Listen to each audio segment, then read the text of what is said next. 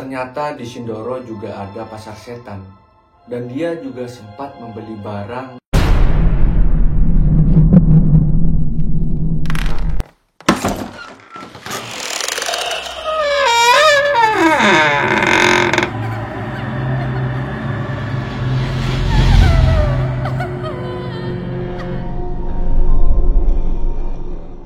Selamat datang di Lucky Channel 99 bersama saya di sini. Di video kali ini saya akan memberikan sebuah kisah mistis pendakian dari seorang pendaki, sebut saja dia Bagas. Bagas adalah laki-laki biasa yang mempunyai hobi mendaki. Dia juga sempat menulis beberapa pengalaman mendakinya di akun Twitternya, yang kebetulan mendapat banyak sorotan dari warga Twitter, termasuk cerita yang akan kita ceritakan kali ini. Tahun 2017 tepatnya, Bagas sudah menyelesaikan ujiannya dan dia hanya menunggu kelulusan SMA. Merasa mempunyai waktu yang luang, Bagas mengajak temannya untuk healing, melepas penat seusai melakukan ujian. Akhirnya mereka sepakat untuk mendaki ke Gunung Sindoro via Keledung, Wonosobo. Karena kebetulan jalur itu baru pada waktu itu. Bagas dan temannya berangkat dari Jakarta Timur dan mereka sampai di base camp Keledung jam 3 subuh. Akhirnya mereka harus beristirahat menunggu untuk melakukan simaksi. Jam 6 pagi mereka sudah selesai melakukan simaksi dan mereka langsung memutuskan untuk start pendakian.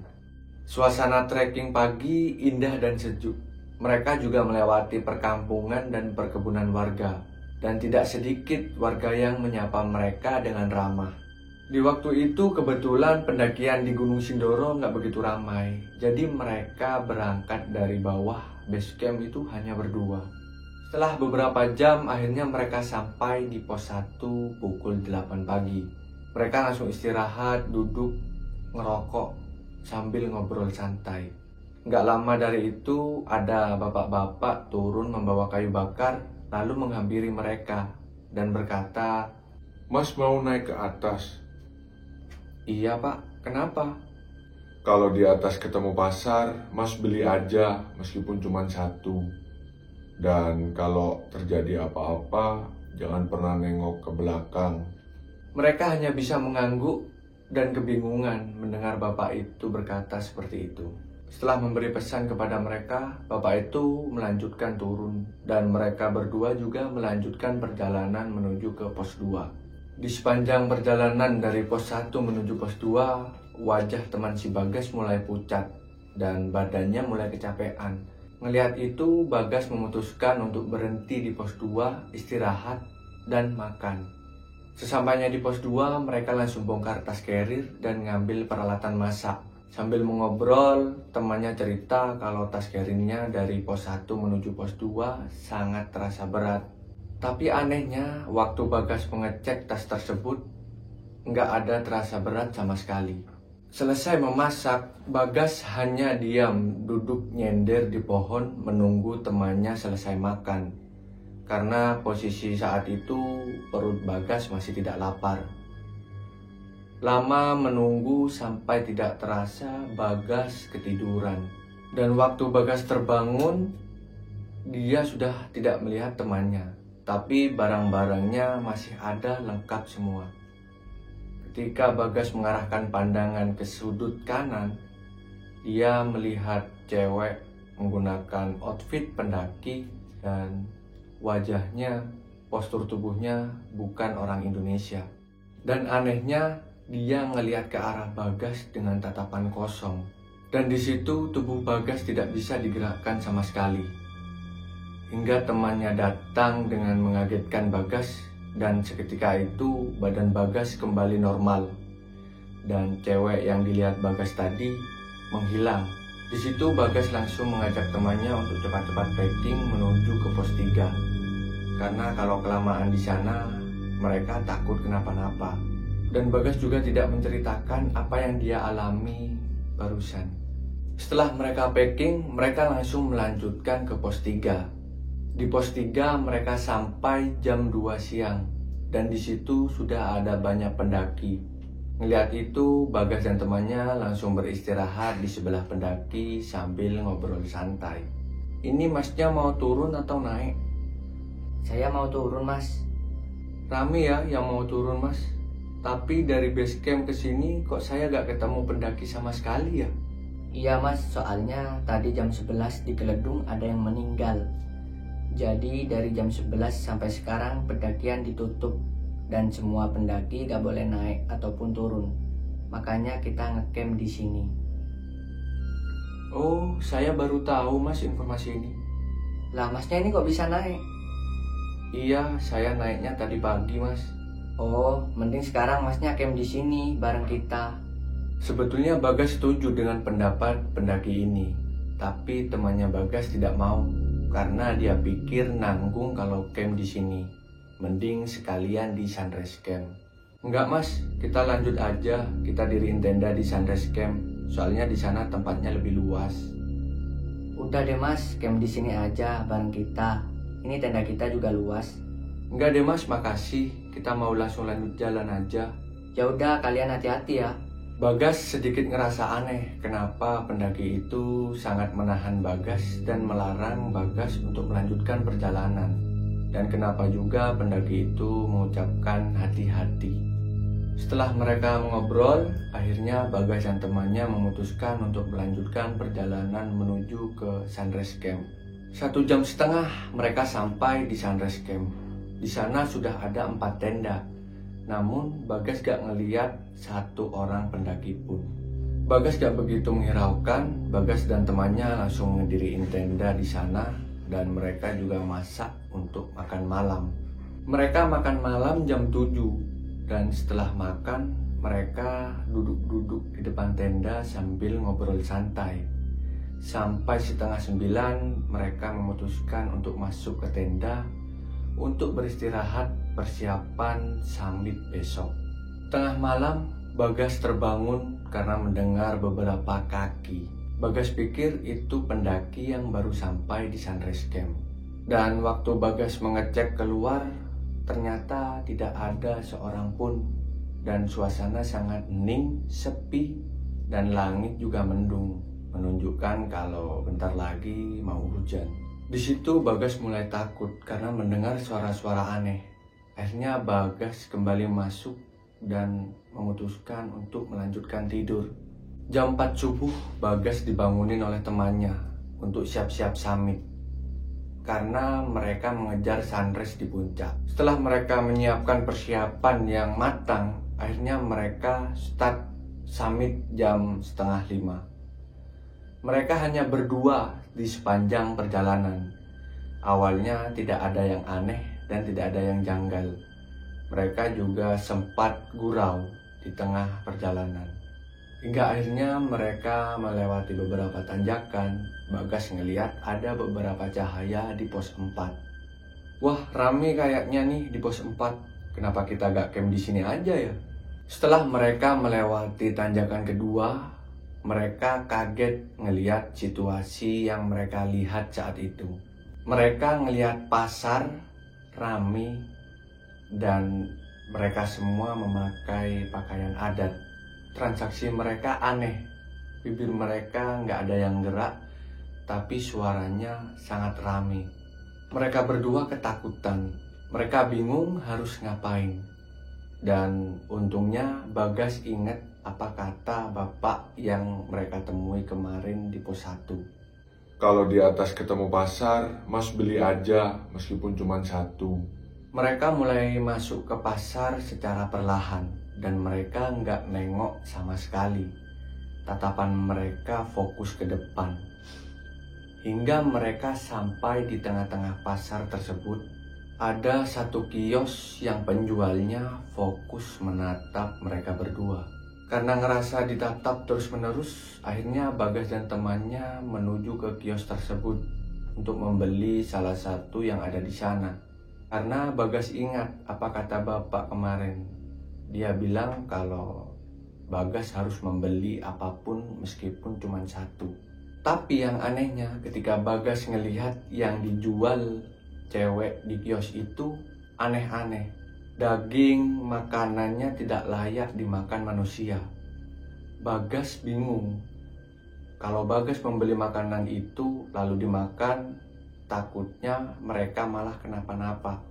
Untungnya teman si Bagas ngelihat di sudut pojok kanan ada tisu kecil.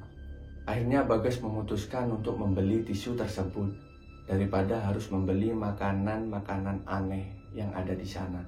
Beli tisunya 1, Mbak. Ketika ingin membayar, si Bagas bingung karena ketika ditanya harga, penjualnya hanya geleng-geleng seperti ini. Mereka bingung, ini harganya 5.000 atau 50.000 atau gratis. Bagas berpikir, mungkin ini 5.000. Bagas ngasih uang 20.000 ke penjual tersebut. Tapi penjualnya malah tetap geleng-geleng. Dan temannya si Bagas bilang, Mungkin dia maunya uang pas. Ini gua ada uang pas 5.000. Setelah itu dikasih, barulah penjual itu menerima uang dari Bagas. Selesai transaksi, Bagas dan temannya langsung putar balik dan menuju ke trek untuk melanjutkan perjalanan menuju ke puncak. Ketika mereka berjalan, tiba-tiba semua seisi pasar melihat ke arah Bagas dan temannya. Dan Bagas ngerasa satu persatu dari mereka membututi Bagas dari belakang. Bagas ngerasa nggak enak. Bagas pengen sesekali noleh ke belakang. Tapi dia ingat apa kata bapak itu. Akhirnya dia melanjutkan perjalanan dan terus menatap ke depan. 15 menit mereka akhirnya bisa kembali di jalur trek menuju puncak. Mereka sangat bersyukur karena sudah melewati kejadian-kejadian aneh itu. Sampai di puncak, Bagas dan temannya langsung menikmati view dan dia duduk santai, melegakan rasanya sudah bisa lepas dari kejadian tersebut. Dan dia juga bertemu dengan beberapa pendaki di sana. Tapi Bagas tidak cerita apa-apa. Tapi sayangnya mereka nggak dapat sunrise karena kehalang pasar tersebut.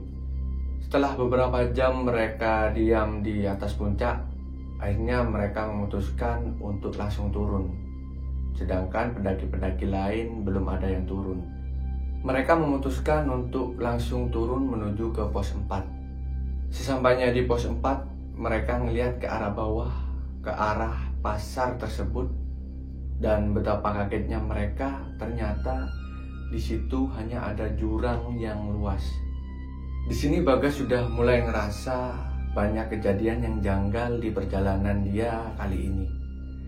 Tapi tetap Bagas menghiraukan itu dan Bagas melanjutkan untuk masak karena perutnya sudah mulai lapar. Ketika Bagas masak, anehnya temannya ini hanya duduk jongkok ngeliat ke arah jurang. Lu ngapain sih di sana bengong? Ntar kesambet lu. Itu apaan? Dia nunjuk ke arah semak-semak dan gak lama dari itu yang ditunjuk keluar.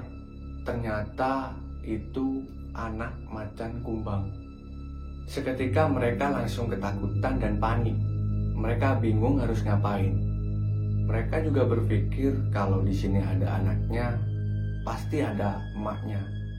Seketika mereka langsung panik dan ketakutan. Mereka bingung harus ngapain. Dan untungnya ada pendaki lain yang turun membantu mereka. Dan pendaki ini membakar ranting-ranting di sekitar. Dan gak lama dari itu, macan kumbang anakan itu pergi. Lain kali kalau ada beginian, masnya bakar-bakar aja karena mereka takut api. Oke deh mas, makasih ya. Mas, mau turun ke pos 3 kan? Bareng dong mas turunnya. Oh iya, ayo. Mereka langsung packing barang-barangnya, gak jadi makan, dan mereka langsung turun ke pos 3 bareng pendaki ini. Di pos 3 mereka pisah.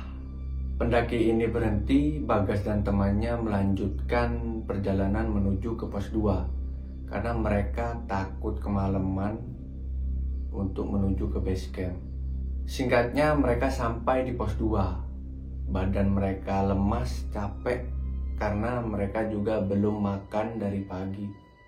Akhirnya perut mereka diisi dengan makanan ringan dan istirahat sejenak di pos 2. Ketika mereka istirahat di pos 2 dan menikmati makanan ringan, lagi-lagi temannya si Bagas bengong dan nunjuk ke arah semak-semak.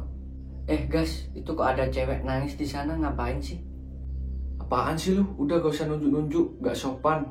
Gak usah aneh-aneh, masih baik kita selamat. Selepas itu, Bagas langsung mengajak temannya untuk turun langsung menuju ke base camp. Tidak beristirahat di pos 1, karena mereka takut. Makin kesini gangguannya makin parah. Singkat cerita, Bagas dan temannya sampai di base camp dengan selamat. Di situ Bagas baru berani cerita kepada penjaga base camp tentang yang dia alami, kejadian-kejadian yang janggal pada pendakian kali ini. Dan Bagas juga menunjukkan barang yang dia beli di pasar aneh tersebut. Dan anehnya ketika Bagas mau menunjukkan barang yang ia beli di atas, barang itu berubah menjadi daun. Dan di situ respon penjaga base camp hanya tersenyum, seolah-olah dia tahu apa yang dialami Bagas dan temannya. Penjaga base camp itu hanya menitip pesan kepada Bagas dan temannya kalau untuk tidak memaksakan apa yang seharusnya tidak dipaksakan. Tapi untungnya Bagas dan temannya bisa kembali pulang dengan selamat. Dan mereka sampai di tujuan dan kembali ke rumah dengan sehat walafiat. Itulah kisah yang dialami Bagas di pendakian Gunung Sindoro tahun 2017. Dan untuk kalian yang punya kisah-kisah mistis pendakian bisa hubungi kami di mana saja. Dan terima kasih sudah menonton video ini. Selamat jumpa di video selanjutnya.